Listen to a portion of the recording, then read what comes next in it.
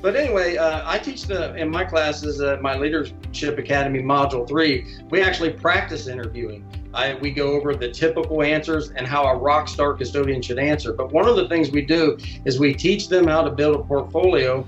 And as you can see up there on your screen, that's just kind of the insert of what's in that portfolio. And of course, you'll have your cover letters, resumes, those types of things, your training certificates.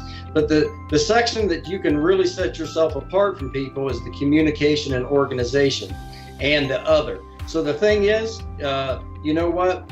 You're always going to be asked some typical questions. And I tell people you got to give either a verbal or a physical example when you're answering questions. And people look at me, are you crazy? What do you want me to get up and run an auto scrubber in the middle of the interview? No, I want you to turn into Vanna White. So real quickly, I'll give you one question that you're going to be asked no matter whether you're in Florida, Colorado, Ohio, Texas, or Minnesota. It doesn't matter. You're going to be asked, what's your experience with custodial equipment? And what you typically get is, I can run a vacuum, I can run one of those Zamboni things, I don't know what the name of it is, but if you turn that portfolio, and I got one here real quick, I'll hold up. So if I take this and I say, if you open to tab 2, or whatever tab that might be, here's a comprehensive list turned into Vanna White of all the custodial equipment I've used in my career.